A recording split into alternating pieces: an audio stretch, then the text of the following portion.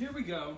This came just about an hour ago. I was busy, so now I am unboxing it. Open through. I have never ordered an iPhone from the Apple website. Oh, look, it opens up like that. I can grab... I would like to preface this video by saying I've never seen an unboxing video for this phone, so this is all of my thoughts. Not anyone else's thoughts have influenced mine, because I've been holding off on watching unboxing videos for this phone. There we go. Here we go. This is the thinnest iPhone box I have ever seen. So to give you some perspective on how thin this iPhone box is, I have a lineup of boxes here. This is the iPhone 3GS. It's pretty much equal to 2 times the thickness of this box. Next thickest is last year's box, the iPhone 11. And you can see it's about the same. And then we go to the iPhone 10, and it is a little bit thinner, but still a lot thicker than this box. Then we have the iPhone 6S. It's about 1.5 of the new box. And then after that, next we have the iPhone SE box, and it's, as you can see, still thicker. And iPhone 4S box, about twice as thick. So all the iPhone boxes that I have from previous years to this box, thicker by a lot than this. Even the AirPods Gen 2 box is thicker than the iPhone box. If you get AirPods, you're gonna have a thicker box than this. I applaud Apple for this thin of a box because less materials and it takes up less space on the shipping box. So they're saving money, they're saving fuel in shipping things, and it's all around good for them and good for their environment. So we're gonna pull this box open and get our first look at the iPhone 12. There's this tab here. Oh, this is new.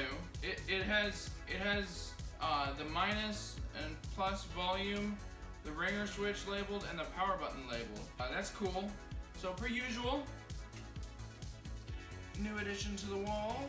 This looks very nice. I love the blue. I don't think I'll get blue on my personal final phone. I'm gonna try out a few phones. I think I'm gonna go with white, but I'm really digging the blue. It does look nice. Deep navy. Also, holding it in my hand just for these few seconds, I noticed that it's easier to grip with the flat sides. So also what's in the box is USB-C to Lightning charging cord, and this thing faces you when you take the phone out, designed by Apple in California. And here we have the SIM ejector tool, the Apple sticker, and looks like directions. I'm gonna put this box back together, keep it safe for when I need to return this phone. I'm going to set up this phone and use it for a few days, and then I'll get back to you with a review. So about the phone, I have been using it for all of today. It's basically the same as my iPhone 11. It's just, I can tell that it's a little bit smaller and it has thinner bezels, and I can also tell that it's OLED based on when it's on dark mode, how dark the darks are. I love OLED. I've never used OLED on my personal phone just because I can't afford it. Previously, it's been $1,000 for a OLED iPhone, so I have not been able to afford it up to this point. Now it's down to $699, so that's good on Apple. Yeah, it's fast. It's an iPhone. There's nothing really new.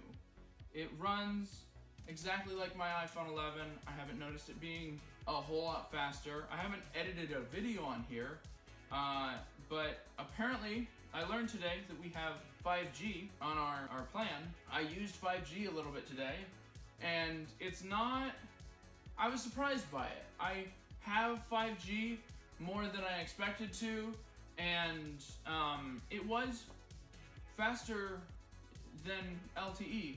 I personally don't think it's all that important. I'm not like super amazed by it. I love the color. I love the flat sides. It feels nice in the hand. But what I would say is if you have the XR or the 11, it's that. You have this basically. If you have the XR, you're missing this camera. If you have the 11, you're missing Dolby Vision on both cameras and all the so like there's some camera things that are better with this phone. If you have the 11, you have this phone but like a little bit bigger in the hand and not with the flat sides. The flat sides does make it feel easier to hold, to grip than my iPhone 11. I feel like the iPhone 11 could roll out of my hand. I don't feel as comfortable holding the 11 with the rounded edges as this one. It's a very quality phone, and I love the color, but I don't think I'd get this color on my personal phone because I feel like it's a this year color. And if I want my phone to look nice and new in the years to come, I don't want the color that was only on the 2020 iPhone. Red, black, and white are the colors that they do pretty much every year since the XR. I imagine the 13 or the 12S will have those colors and look pretty much like this, but with no blue, but white or black. So I think I'm gonna get white because black is like everyone gets and white just kind of looks premium. I think I'm gonna get either the 12 mini or the 11 Pro. I'll have to get the 11 Pro used, and I won't be able to get AppleCare or any of the perks that I mentioned in my last video with that. But I guess that's it. I've got the MagSafe charger coming soon. I'll do a review on that.